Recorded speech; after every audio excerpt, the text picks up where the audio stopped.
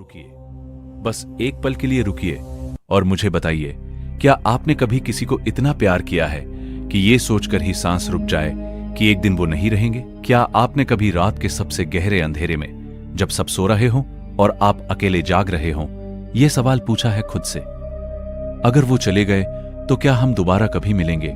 यह सवाल छोटा नहीं है, यह सवाल इंसान के दिल की सबसे गहरी तकलीफ से उठता है। और आज इस वीडियो में मैं आपको वो जवाब दूंगा जो शायद आपने पहले कभी इस तरह नहीं सुना। शिव महापुराण और संतों की वाणी में एक ऐसा रहस्य छुपा है जो बताता है कि क्या मृत्यु सच में दो आत्माओं को अलग कर सकती है या प्रेम उससे भी बड़ा होता है। पूरा वीडियो देखिए, क्योंकि आगे जो रहस्य खुलने वाला है वो आपके जीवन को देखने का नजरिया हमेशा के लिए बदल देगा। हजारों साल पहले की बात है, हिमालय के किसी शांत और निर्जन कोने में एक महान ऋषि तपस्या कर रहे थे। उनका नाम था महर्षि शौनक। वो बहुत ज्ञानी थे, वेदों के ज्ञाता थे। उन्होंने जीवन की बहुत सारी गुत्थियां सुलझाई थीं। लोग दूर दूर से उनके पास आते थे अपने प्रश्नों के उत्तर लेने, लेकिन एक सवाल था जो खुद उनके सीने में पत्थर की तरह धंसा हुआ था। उन्होंने देखा था, एक बार गांव में एक बूढ़ा आदमी अपनी पत्नी की अर्थी के पीछे चल रहा था। उसके कदम लड़खड़ा रहे थे, आंखों से आंसू नहीं, बस एक खालीपन था।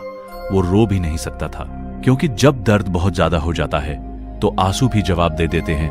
और उस आदमी के चेहरे पर ऋषि को एक सवाल दिखा, यह प्रेम जो इतना सच्चा है, इतना गहरा है, मृत्यु के बाद इसका क्या होता है?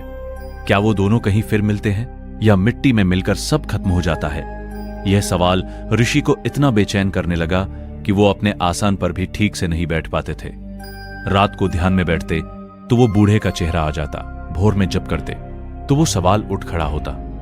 अंततः उन्होंने एक निर्णय किया, वो कैलाश पर्वत की ओर चल पड़े, महादेव के पास, क्योंकि अगर इस सवाल का जवाब किसी के पास है तो वो सिर्फ महाकाल है, जो काल के भी स्वामी है, जो मृत्यु को भी जानते हैं और जो प्रेम को भी। यहां एक पल रुकते हैं, क्योंकि यह सवाल सिर्फ उस ऋषि का नहीं था, यह आपका भी है, मेरा भी है।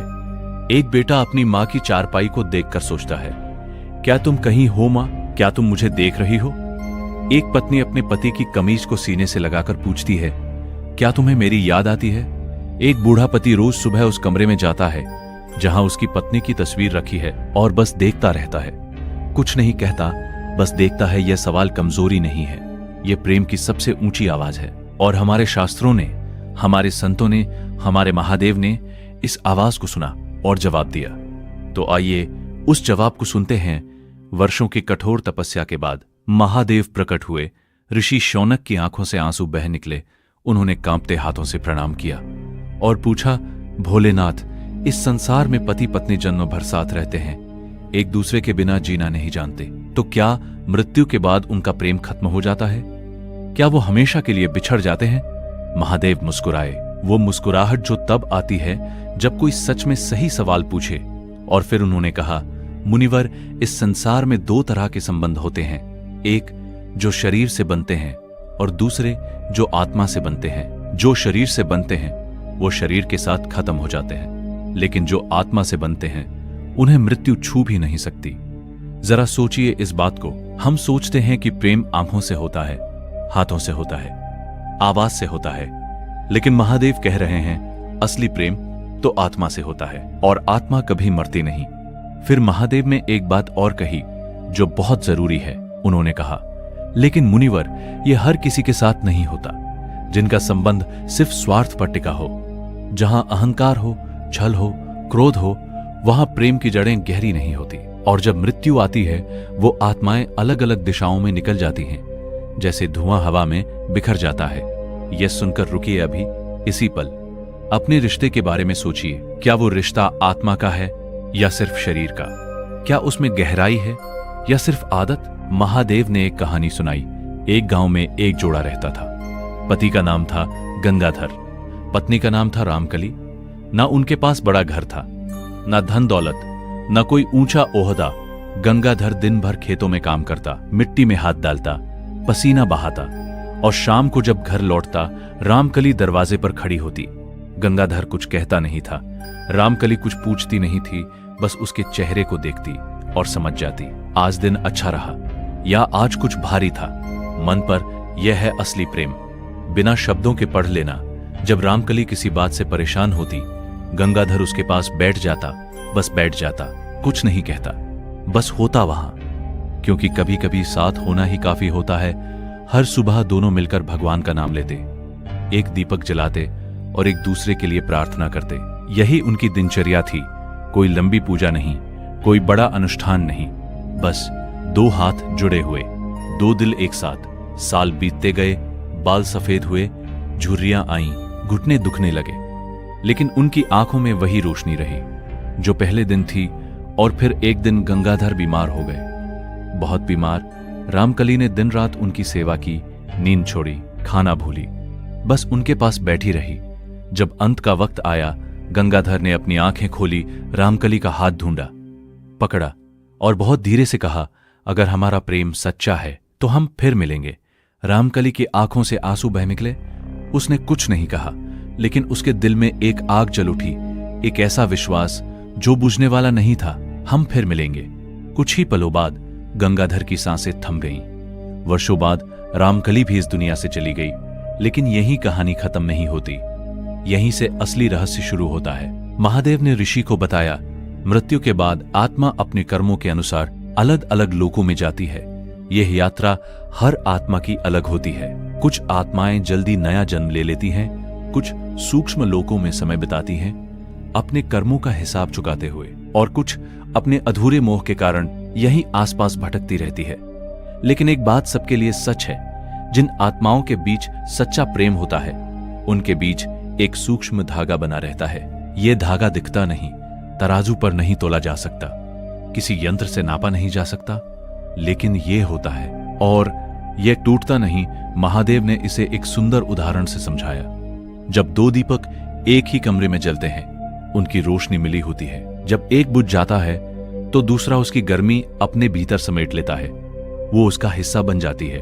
ऐसे ही जब एक आत्मा इस दुनिया से जाती है, उसका प्रेम दूसरी आत्मा में कहीं गहरे समा जाता है, और वो प्रेम उन्हें समय के किसी अगले मोड़ पर फिर एक दूसरे की ओर खींचता है। गंगाधर और रामकली का यही हुआ। उनकी आत्माएं अलग अलग लोकों में गई, अलग अलग रास्तों पर चली, लेकिन वो सूक्ष्म धागा, वो प्रेम का अदृश्य बंधन कभी टूटा नहीं। और कई वर्षों बाद उसी क्षेत्र में दो आत्माओं ने फिर से पृथ्वी पर जन्म लिया, दो अलग अलग परिवारों में, दो अलग अलग घरों में। वो बड़े हुए, पहली बार किसी उत्सव में मिले, और दोनों के मन में एक साथ एक ही पल में एक अजीब सी अनुभूति हुई, जैसे यह चेहरा पहचाना है, जैसे इस आवाज में कुछ अपना है। उन्हें नहीं पता था, लेकिन उनकी आत्माएं जानती थी। यहां एक पल रुकिए और सोचिए, क्या आपके जीवन में कोई ऐसा है जिनसे पहली बार मिले थे और लगा था जैसे वो अजनबी नहीं, जिनकी आवाज में कुछ था जो सुना सुना लगा, जिनके साथ बैठकर चुप रहना भी भारी नहीं लगता, जिनसे झगड़ा भी होता है पर दिल से दूर नहीं जा पाते? अगर हां, तो शायद ये पहली मुलाकात नहीं है, शायद ये एक पुरानी यात्रा का नया पड़ाव है।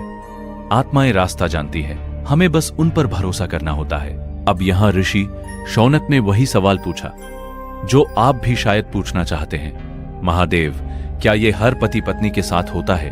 और महादेव ने सच बोला, वो सच जो सुनने में कड़वा लग सकता है, लेकिन जिसे जानना बहुत जरूरी है। उन्होंने कहा, नहीं मुनिवर, ये हर किसी के साथ नहीं होता। जो संबंध सिर्फ मजबूरी से चलता है, वो मृत्यु के साथ खत्म हो जाता है। जो संबंध सिर्फ दिखावे के लिए है, वो मृत्यु के साथ खत्म हो जाता है। जो संबंध में एक तरफ प्रेम है और दूसरी तरफ सिर्फ स्वार्थ है, वो भी मृत्यु के साथ टूट जाता है। और ये सच है। हम सब जानते हैं कि दुनिया में कुछ रिश्ते ऐसे होते हैं जो सिर्फ नाम के होते हैं, जिनमें दो लोग साथ रहते हैं लेकिन वास्तव में अकेले होते हैं। लेकिन जिस संबंध में दोनों तरफ त्याग है, जिसमें एक दूसरे की आत्मा को समझने की कोशिश है, जिसमें भगवान का नाम साथ लिया जाता है, जिसमें माफ करना आता है, सच में माफ करना दिल से, जिसमें झगड़े भी होते हैं लेकिन रात को सोने से पहले दिल साफ हो जाता है, जिसमें एक दूसरे की खुशी अपनी खुशी से बड़ी लगती है, वो संबंध मृत्यु से बड़ा होता है। अब जरा ईमानदारी से सिर्फ खुद से पूछिए, आपका रिश्ता किस तरफ है? क्या आपने अपने साथी को आज बताया कि आप उनसे कितना प्यार करते हैं? क्या आपने उनकी कोई छोटी सी जरूरत बिना कहे पूरी की आज? क्या आपने आज उनके लिए भगवान से प्रार्थना की? अगर नहीं, तो अभी भी वक्त है, अभी भी। महादेव ने ऋषि को एक और गहरी बात बताई। मुनिवर, आत्माओं का मिलन केवल भावना से नहीं होता, वो कर्मों की पवित्रता से भी जुड़ा है। ये बहुत महत्वपूर्ण बात है। हम सोचते हैं कि बस दिल में प्रेम होना चाहिए, लेकिन महादेव कह रहे हैं प्रेम के साथ कर्म भी देखा जाता है। अगर आपने अपने जीवन साथी को दुख पहुंचाया है, अगर आपने उनका विश्वास तोड़ा है, अगर आपने उन्हें वो सम्मान नहीं दिया जिसके वो हकदार थे, तो वो घाव आत्मा पर पड़ते हैं और वो घाव उस धागे को कमजोर करते हैं। लेकिन बहुत बड़ा है, अगर आप अपनी गलती को समझे, माफी मांगे और बदलने की कोशिश करें, तो वो धागा फिर से मजबूत हो सकता है। महादेव ने कहा, संसार में सबसे बड़ी शक्ति क्षमा है। जब एक आत्मा दूसरी आत्मा को सच्चे दिल से माफ करती है, तो वो बंधन और भी गहरा हो जाता है, क्योंकि तब वो प्रेम परिपक्व हो जाता है, मजबूत हो जाता है, और ऐसा प्रेम जन्मों तक साथ चलता है। संतों ने कहा है, गृहस्थ जीवन भी एक तपस्या है। लोग सोचते हैं कि संन्यास लेने से ही भगवान मिलते हैं, जंगल में जाकर, सब छोड़कर, अकेले रहकर। लेकिन महादेव ने कहा, जो पति पत्नी एक दूसरे का सम्मान करते हैं, एक दूसरे के दुख को अपना दुख मानते हैं और साथ मिलकर भगवान का नाम लेते हैं, उनका घर किसी मंदिर से कम नहीं। यह कितनी बड़ी बात है।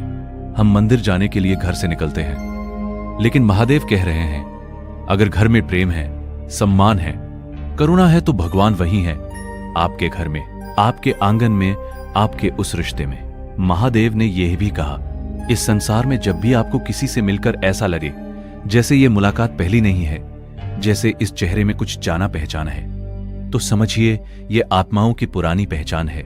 यह संयोग नहीं होता, ये कर्मों का, प्रेम का, जन्मों का हिसाब होता है। तो यही था वो रहस्य जो महादेव ने उस ऋषि को बताया, जो आज मैं आपको बता रहा हूं। मृत्यु शरीर को अलग कर सकती है, लेकिन सच्चे प्रेम को नहीं, आत्माओं के बंधन को नहीं।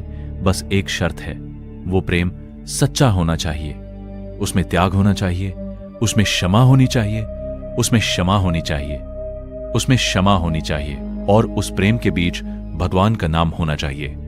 अगर यह है आपके रिश्ते में, तो ना मृत्यु अलग कर सकती है, न समय, न कोई भी शक्ति इस जगत में।